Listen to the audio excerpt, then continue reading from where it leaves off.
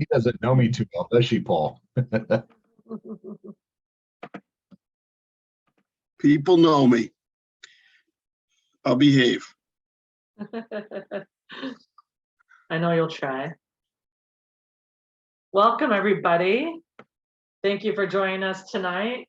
This is Daniel Webster Council's kickoff for the Family Den Pilot Program. And we're really excited that so many of our units are taking part of this program, especially right before we kick off our back to school season coming right up.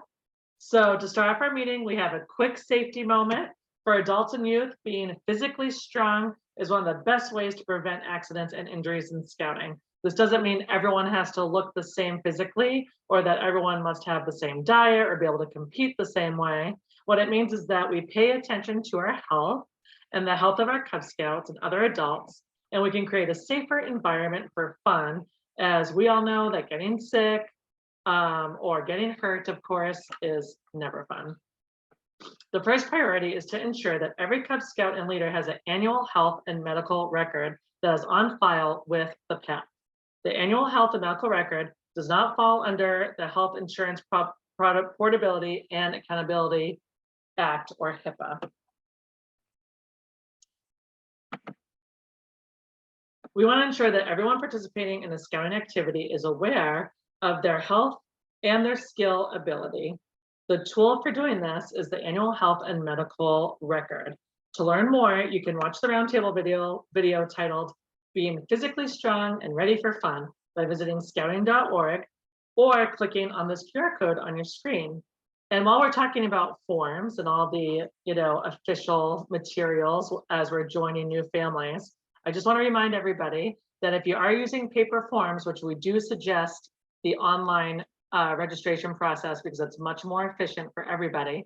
But if you do happen to use paper forms, be sure that you guys double check those registration forms, make sure you have all the appropriate signatures and all the information that is laid out on the form.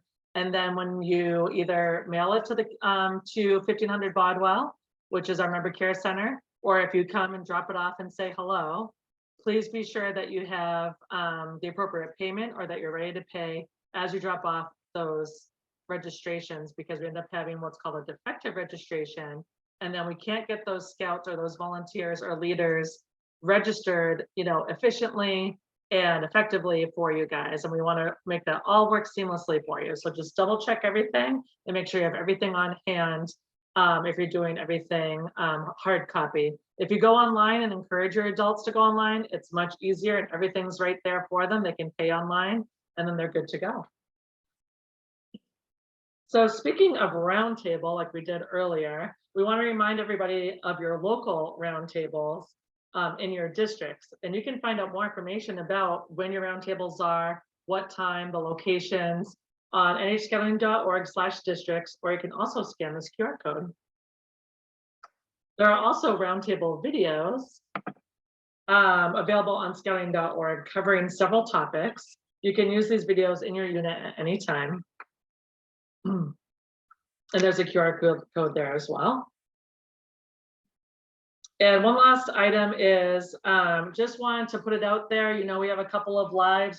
We do a lunchtime live on the council webpage, but at 3 p.m. on Fridays, there is Cub Chat Live that National does. It's a weekly Facebook Live show, and it covers all sorts of different topics related to scouting. And the show is sponsored by Scouting Magazine. And as I just previously mentioned, Lunchtime Live, don't miss it. It's every Thursday at 12:30 on the Daniel Webster Council Facebook page. I encourage you guys to comment and interact. It's quick membership and retention updates and tips and tricks and the latest resources available to you all. So here we go.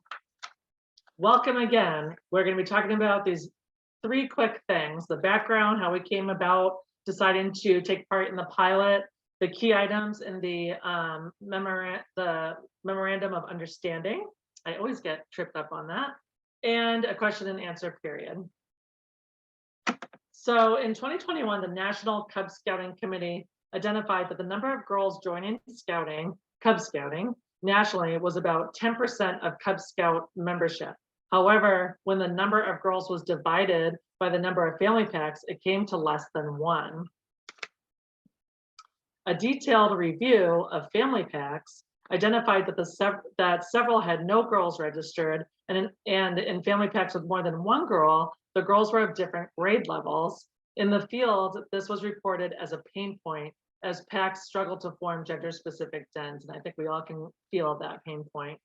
A proposal was drafted to follow the family packs to form dens with boys and girls as an option. This would provide greater flexibility, reduce the number of den leaders needed, and most importantly, provide girls and boys in the same pack a quality program. That was a little fancy animation there. Do you guys like that? A national survey of family packs was conducted. We talked about that. That's how we came about this process.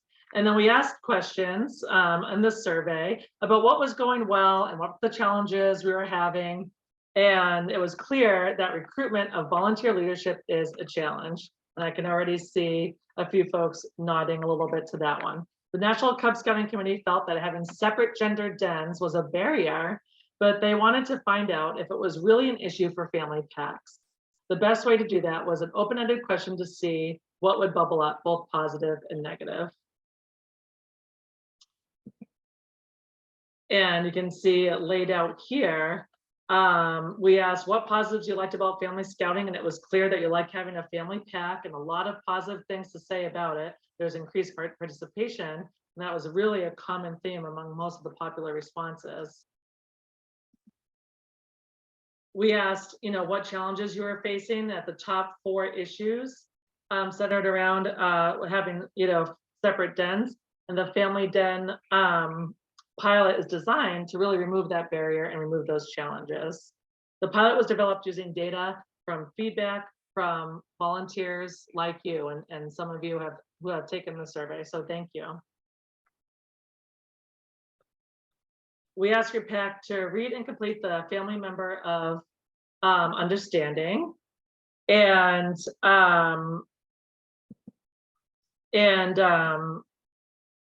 to go through that, see what the challenge was going to be, have your charter organization be a part of that, and make sure that everybody signed and agreed that family memorandum of understanding.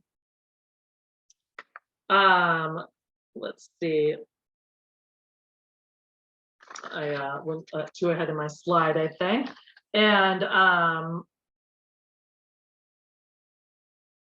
so the action items, we'll get to that your pack need to do to get your charter organization to agree. Use Scoutbook to set up your dens and review and comply to the memorandum of understanding. So these are the participating packs. This is where the 3 basic things that we wanted to get together and make sure that everyone was in agreement of this new setup for the pilot.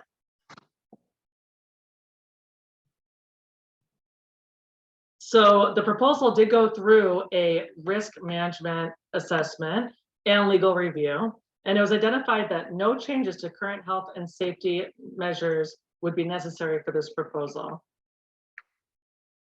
We want to remind everyone that part of the current barriers to abuse is the buddy system, and that youth buddy pairs must be single gender. In the past, this was not emphasized in Cub Scouting, as the den structure was single gender. With a family den with boys and girls, a boy and girl may not be paired as buddies. Now you can use a parent, a parent buddy if you don't have more than 1 girl at this time. We also want to emphasize if they are siblings. What if they're a brother and sister pair? If they're brother and sister, I still think you need a 3rd buddy to go with the 2 of them. I know that's what we utilized at camp, was that even with siblings, you would have a 3rd friend go along with them. Good question. I know there's going to be a lot of siblings joining together. Yeah, so what's the gender for the 3rd kid? As long as I believe if you have a third one there, it covers you, whether it's a boy or a girl. The safest way to go about it in my opinion, is to have maybe a leader partner for the female or male that, you know, is either going to the bathroom or going off, you know, to change on their own or whatever it is. So if you have the siblings and then you have, you know, a leader with the 2 deep leader rule as well, then you're covering all your bases too.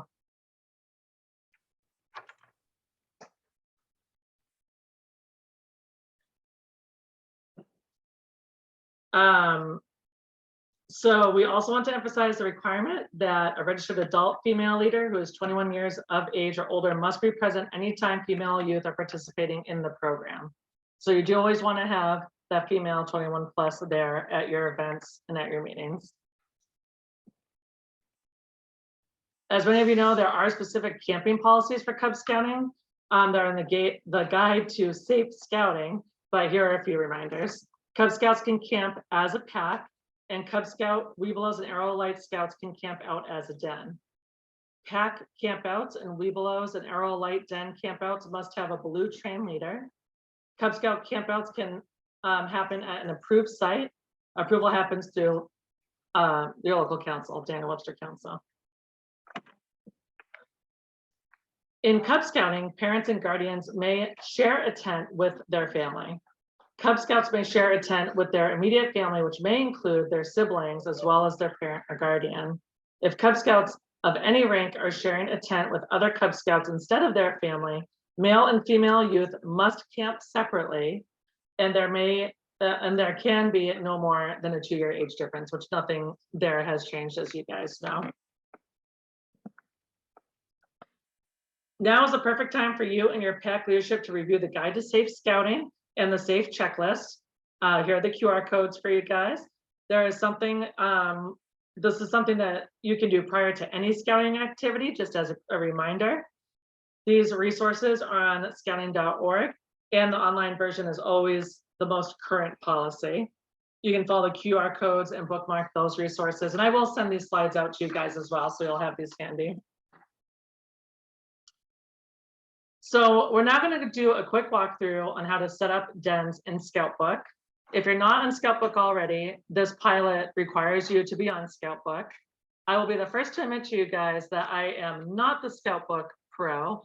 Our troop actually still uses Troop Master, but we have people that can help you with that. Josh, our unit service coordinator, is pretty thorough with Scoutbook, pretty good with Scoutbook, as you guys know. And we also have other volunteer leaders that have been utilizing Scoutbook for a very long time that are happy to help. We had a Scoutbook training and an internet advancement training that is recorded, and it is on nhscouting.org. So definitely check that out as well. So if you're new to Scoutbook, to access it, you simply go to scoutbook.com, and your pack is already in Scoutbook, as it is a portal to your official pack records. So as most of you know, my.scouting is linked to Scoutbook, but if you add a scout to Scoutbook, it doesn't mean that they're officially registered in my.scouting. That's the tricky part. You log in using the same username and password as you would for my.scouting. You will first need to have administrative rights to your pack in order to create dens. This is automatic for registered chartered organization representatives, pack committee chairs, and Cub Masters. So your key 3 has access. Administrative rights can also be given to any registered leader in the pack by the Detroit organization rep or pack committee chair.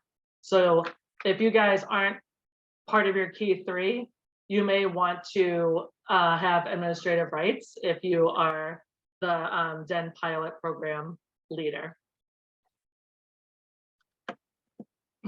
Once you're logged in, you will be on the home screen. Click the pack on the right-hand side.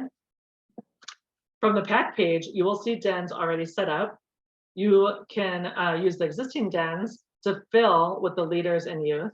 If you need to create a den, you will find the button to do so on the lower left-hand side of the after the list of dens there.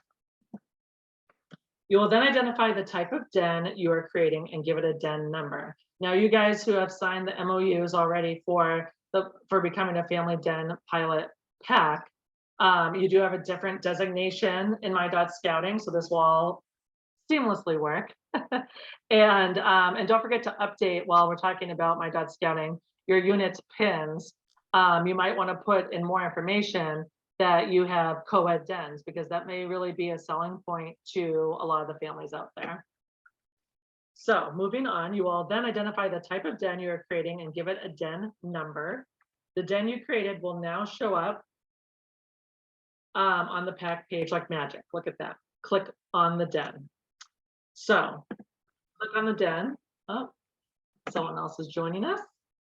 From the den page, you can add new leaders or new scouts. From here, there are a variety of ways to add a scout based on if the scout is already in a den or not. If the scout is already in the pack, you could click on the reassign button, and that will take you to the roster of the pack, and you would pick all the youth that you would want to invite to that den. The other option is to add a new scout who is not in Scout Book and invite them to join the den. When setting up your den, if you need help, you can go to the help.scoutbook.scouting.org link. And then again, we can also help you at the Member Care Center as well.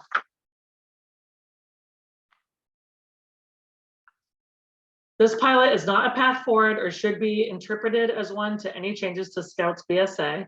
The data on Scouts BSA and the structure of single gender troops is not comparable to Cub Scouting. To properly prepare 5th grade Cub Scouts for Scouts BSA, where they will be in single gender troops, the 5th grade Cub Scouts are to remain in separate gender dens. We expect councils to enforce this and our packs to enforce the standard in any of the district or council level programming. So as we said before, we're here to support you guys. So between all of us in the Member Care Center, like I said, Josh is a really great contact, as you guys know. He's really proficient in My Dot Scouting and in Scout Book, and I will be walking through that and learning a lot about that myself too, so I can support you guys as well.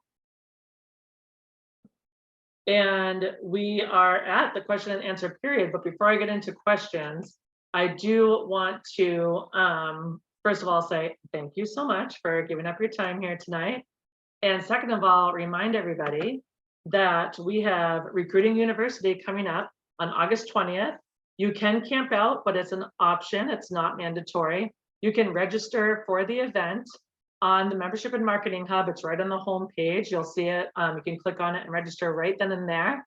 And this is going to cover recruiting volunteers, recruiting for packs, troops, crews, the whole 9 yards. Anything that you need to know about recruiting, the tools. Volunteers are planning this event, and they have volunteers there to brainstorm with you guys and to talk about pain points and to really come up with what has worked and what hasn't worked, and what and what tools we have this year to recruit more kids and more families into scouting, and and hopefully that turns into more volunteers for all of our units as well. So don't miss that. It's August 20th. And August 25th is our monthly membership workshop. You can also register for that on the Membership and Marketing Hub under workshops. All the previous workshops have been recorded, and they are there for you to watch as well. It's all workshops, obviously based on recruiting, retention, the tools we have, the pain points and answering your questions. And also every month has a different theme and a different topic that we discuss. And we are going to be doing our fall kickoff on the 25th, and you'll hear about incentives coming up, as well as how to get involved with the Adopt a School program, which increases your relationships with the schools in your communities. So that's enough of me talking. I'd love to hear from you guys. If you have any questions, anything I can help you with, anything we missed.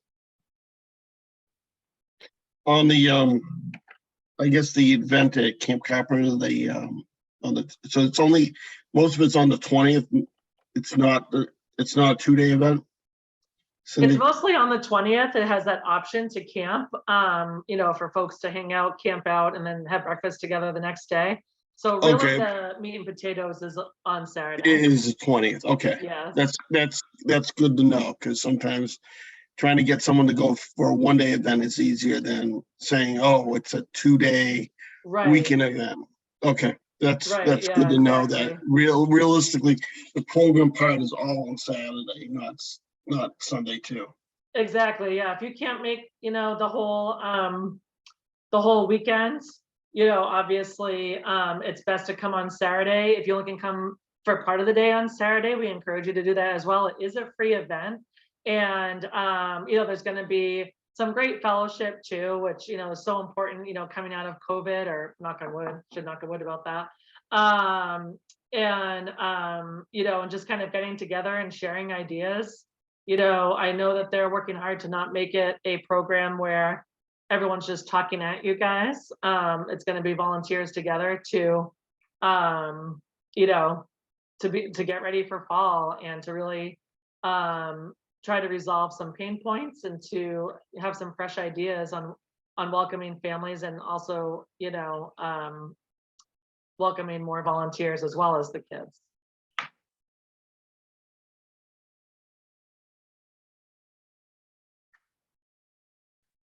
And the membership workshops are once a month.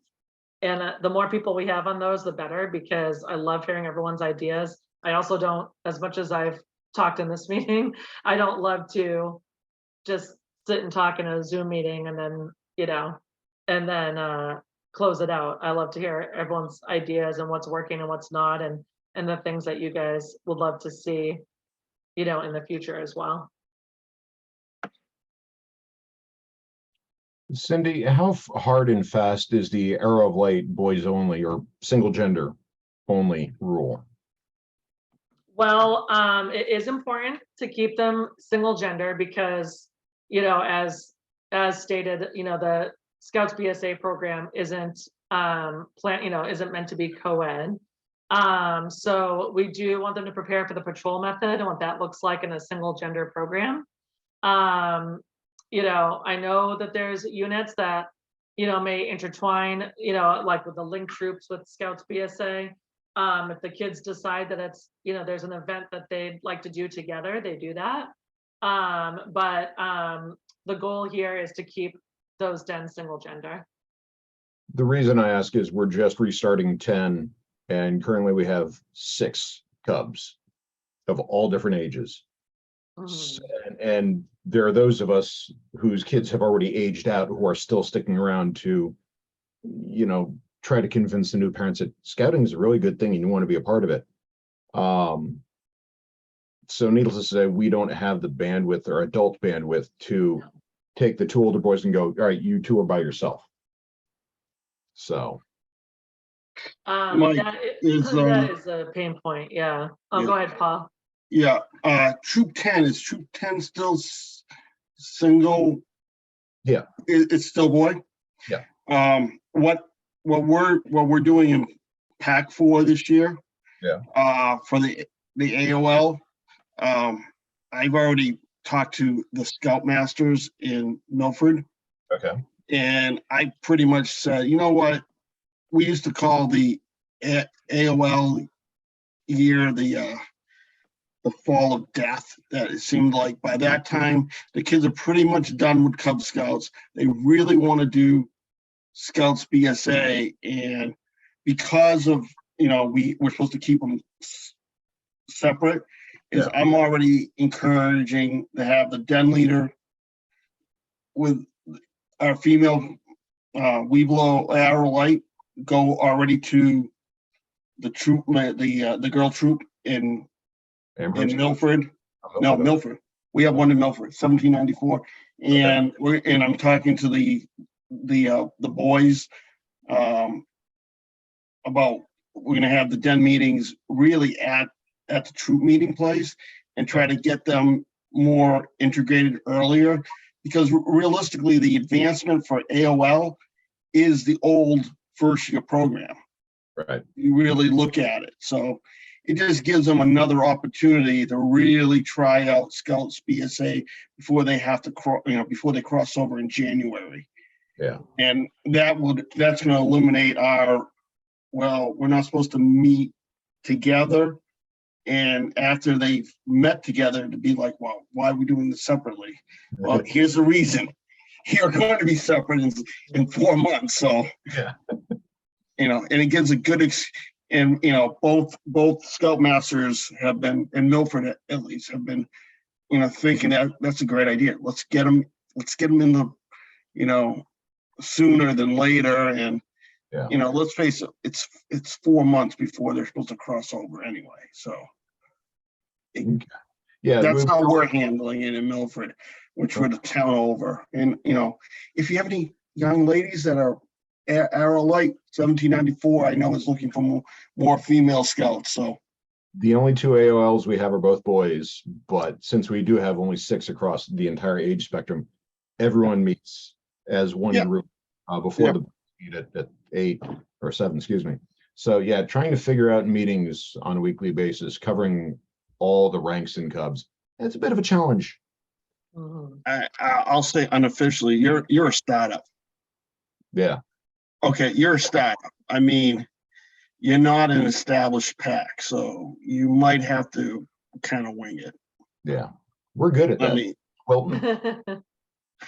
yeah, just bring your monkey bridge to Pumpkin Festival.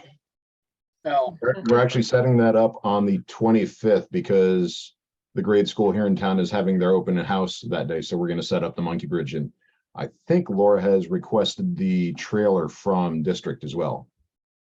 So September, August. August. So it's that winging it thing that concerns me, Mhm. Okay. right? And Mike is in this, what you described as a startup mode with the kids. I won't pretend I'm speaking for the majority, but I mean, we're in a serious rebuilding phase. And coming out of COVID, we're getting kids, we're not getting the adult volunteers. And unfortunately, I'd sent an email to one of the senior executives expressing my concerns about the pilot program, which unfortunately got delegated down and I got a non-response, which then escalated. Kind of worked our way through that. But particularly, and I have to say, my PAC is not affiliated with the Methodist Church, but I am a Methodist Church person. I had to leave attending the Methodist Church. So my point here is winging it and having a good relationship with your charter organization is potentially a conflict. So from my perspective, I had to go to my charter organization and essentially say this pilot program really looks and feels like the way we've been able to operate since before I even was affiliated with the PAC. And it's great that we are now recognizing the realities of families and mixed genders and siblings and cross age, hence my earlier question on a brother and sister and who has to be a third. No, so it's good that we're recognizing this. But in particular, coming out from the, sexual stuff lawsuit and all the attention that is given, I really am uncomfortable in one of these forums where we say winging it. So Cindy, I'm kind of looking to you and the senior leadership here and say, please don't ask us to wing it. Please don't delegate down to the adults trying to keep the local PACs going. Saying, well, just use your best judgment, and we may or may not back you up if something happens. Yeah, I mean, I think I'll go ahead, Mike. Did you want to jump in? yeah, I was going to say maybe winging it is the wrong way to phrase it because the current leadership of the PAC, if you add up all 3 sons who are all 3 Eagles, and we've probably got about 40 years. So winging it for us is not really winging it. Plus our chartered org is the Legion in town, and we meet right upstairs from the Legion, and we've done so for decades, and we have a very good relationship with them, and they're completely behind this. So like I said, winging it, probably not the best way to phrase it, but And the Legion, and frequently I've said that's the benefit of being an Eagle Scout, is now you're qualified to wing it. That's the name of the rank. But I mean, these are just some of the concerns that I raised on, if someone were to go and audit Scout Book and look at the records on who we had registered for adult leaders, all right, how many packs could actually pass that audit that were mixed gender packs? I know my pack couldn't. We couldn't. So again, that's one of the concerns that I have here. I love that we're formalizing this. I hate that we're calling it a pilot. Right. Conversation that I had with another senior scout executive was, we've never backed out of a pilot. Because I had my concern on, well, if the pilot gets turned off, now we've recognized that the way that we managed to operate for COVID and through COVID has now been withdrawn. And where does that leave us? Right, and I definitely hear your concerns, and definitely, understand and appreciate where you're coming from. And it is, there's been a huge response to the Family Den pilot program, as you guys can imagine. We had over 20 packs that, were excited to get started. And I think during COVID especially, folks were doing what they could to just keep their dens alive. And I think it was recognized that this is something that packs want and need, and that it's working for these young kids. May not always work as well for the older kids. It's not the same way for everybody. Some kids like to, maybe work in a co-ed environment, so to speak, and some kids prefer not to. But when they looked at, the kids in kindergarten through grade 5, there was definitely, no, there wasn't any negative research that, thought that going co-ed would be an issue. Yes, it is called a pilot because it isn't an official program yet. And like you said, Terrence, they have never not made a pilot official, knock on wood, everybody. From what, like I said before, from what I've seen with the popularity of it, in the national kickoff that I was on, I mean, I think, I think this solves a lot of pain points for leaders, and maybe not everyone was doing it by the book before, and we can't police every unit, but now there's a chance now to really deliver that quality program to all kids in all the dens by making it a little bit easier on our volunteers, hopefully, with not needing double the leaders, so to speak, in these dens. And that's really where this all came from. I think I definitely hear what you're saying, and my only thing is now, this is an official way that we can run packs, and and we want units to obviously keep youth protection always in mind. And if there's ever any question about youth protection, let us know, and we'll be sure to address that.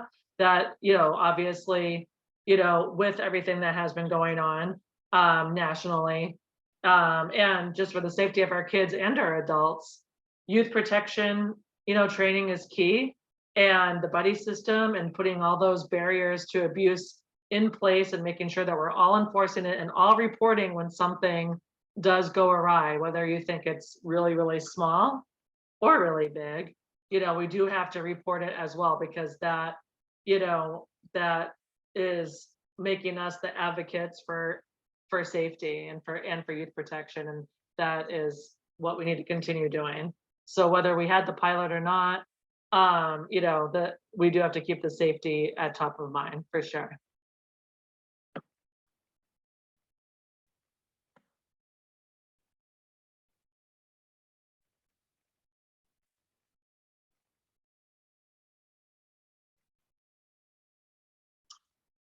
My read on this, and I may be jumping the gun on it or whatever, but it looks to me like this is more of an admin type of change and is allowing us to stop playing the separate den game.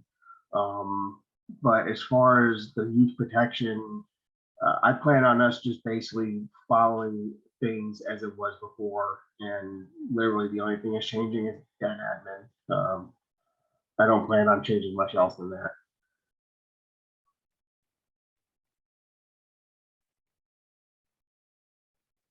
From my practice perspective, this is how we've been doing things all along.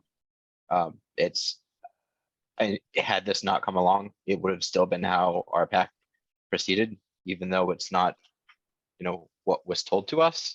Even at the AOL and Webelos level, I don't anticipate that kind of thing being something that we can logistically change. Our troop currently has one registered female in it for our G troop. It meets at the same time and the same place as our B troop. We do meet the YPT requirements of having a female there. But in terms of, delivering that program, we're all working on the same things together.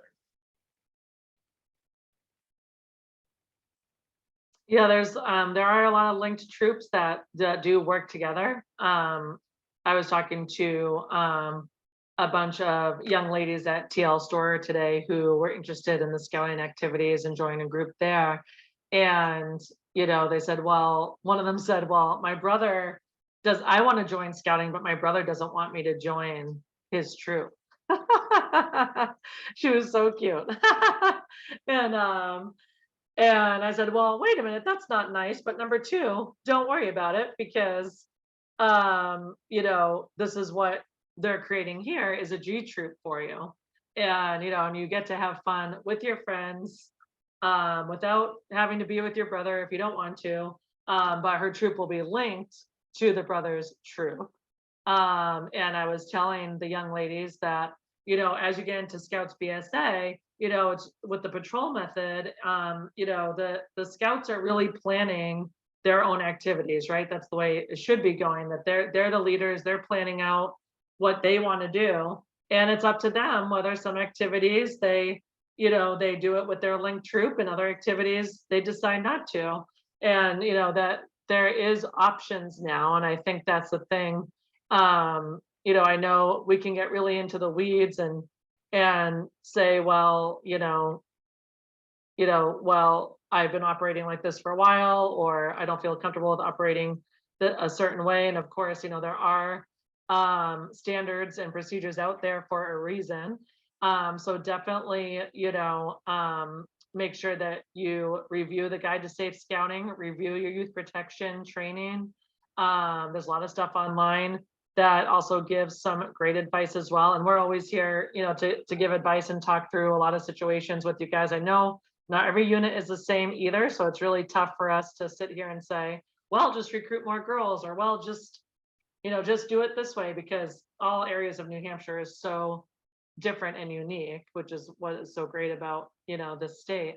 But, it does, I think the good thing about one of the good things about the pilot is that it gives families more options, and it gives our volunteers and our units more options.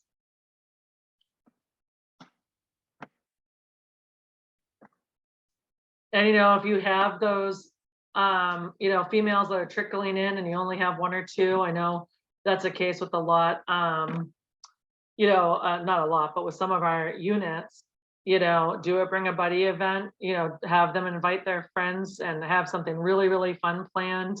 Like we mentioned, we have the mobile base camp. You can always reserve that for a recruiting event.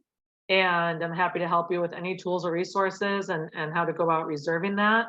But if you have range masters, or if we're able to find a volunteer that's available for you, we have archery and BB guns in that trailer. There's gaga ball, spike ball, backyard bass, which is waterless fishing, tons of activities, soccer darts, and we keep adding more and more activities to the trailer. And it's just a great way to kind of experience scouting all together. And it's a great selling point for, these kids to bring a buddy to an event and really experience it hands-on with them. You know, you don't want them coming in and like sitting in a den meeting, right? Or sitting and hanging out and listening to adults talk. You want them experiencing your activities. And that will really bring, you know, more of those kids in and really build up those co-ed dens for you guys too.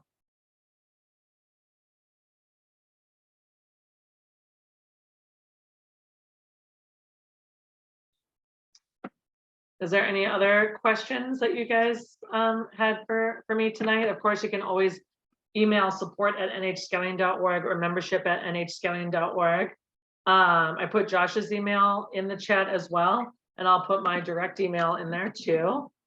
My name always gets a little tricky. That's why I use the membership one usually. Scaling.org, there we go.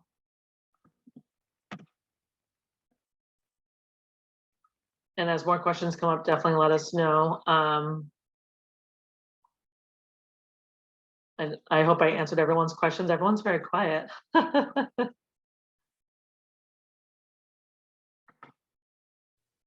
feel like I might have been the Debbie Downer. No, Terrence, and I was just gonna say to you, Terrence, I hope, like, I know I'm not really answering your question, which is frustrating, and it's difficult. It's difficult for me to answer it, to be honest with you, but I definitely agree with you. You know, I don't think anyone should be willy-nilly about how we're running our units, right? We need to make sure we have a plan. We need to make sure we're doing things in a safe way. And, you know, and now that we have this pilot, I think that does solve a lot of, you know, issues that we've had before, that, you know, maybe a lot of our unit leaders felt like they didn't really have much of a choice, you know, and that's a challenge that we're trying to resolve, I think, a little bit with this pilot. Yes, no, and like I said, I'm thrilled. After I got my questions answered, I immediately signed up because I want to be compliant with what National is putting out, even if sometimes I disagree with National taking accountability what they roll out. So yeah, no, again, glad to have it. You know, part of this was, again, coming in and you know, gee, I only made it to Wolf back in the 1970s something, but eventually became an Eagle in '84. And, Oh, wow. and relying on pre-COVID showing up at the roundtables to learn about the rules in the new world of co-ed scouting. I probably just used the wrong words there. We'll say mixed gender, separate but equal. I'm not. In any case, my point being, I felt, okay, people who are closer to it and more current, I'm going to trust their advice. Okay. And a lot of my questions came from I trusted your advice, and now I'm understanding that advice was not officially sanctioned. Okay. And and again, for me, that was a big difficulty of that's part of the power of having, you know, counsel and professional scouters available. And again, for me, and I just was watching the settlement stuff, in particular on the Methodist Church, to see where they end up landing on whether to continue to support scouting or not. So it was very disconcerting, I suppose is the best word I have for it. So again, sorry to be the Debbie Downer. I'm an engineer, not a lawyer. Well, there have been times when I've had to sit there and send things back to council because it's like, on page 3 you say this, and on page 5 you say the exact opposite. And I go, I'm an engineer, but I do actually read this stuff.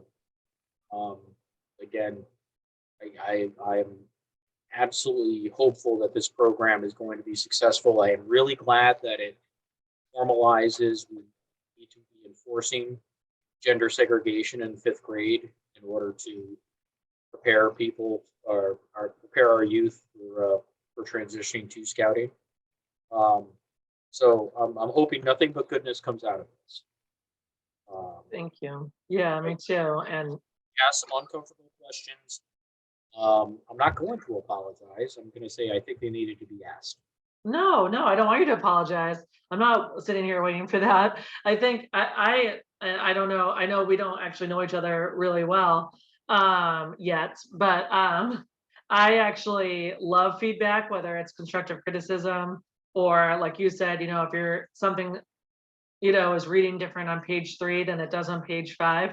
Those are all things that, we need to know. And some of the things that come from national, we can't, directly change that, obviously, at a council level. But, obviously things that we're putting out at a council level, I love to hear like, hey, I actually read all this stuff, or hey, I saw this the other day and that didn't really make sense to me. What do you think about that? I much rather have the back and forth and have the feedback. And I know our team does too, because then we can work through this stuff together and, we don't want anyone to feel like that they're not supported, whether it's from professionals or, district leaders and other other volunteers that we have out there that are, working hard to help out all our unit leaders.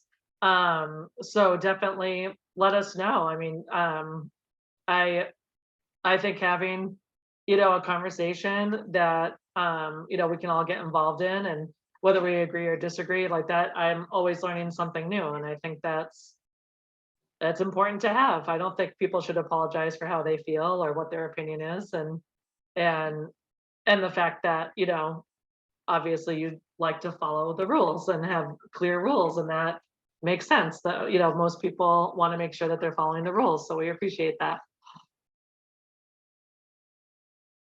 I hope that wasn't too rambling. I kind of ramble, sorry.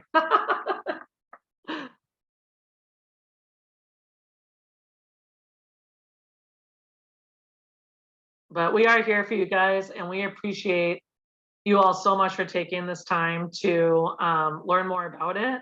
And I will send out the slides, so you guys will have that material as well. And I hope it was helpful, just to kind of shed some light on the program and just give some reminders about the barriers to abuse as well. And where's the video going to live after this meeting? I think we're going to post it under the workshops on the Membership and Marketing Hub. That's where all my monthly recorded workshops are. So I think it will be posted there. If it's different, I'll definitely let you guys know, but that's the plan so far.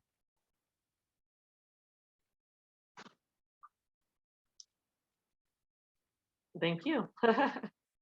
Thank you, guys.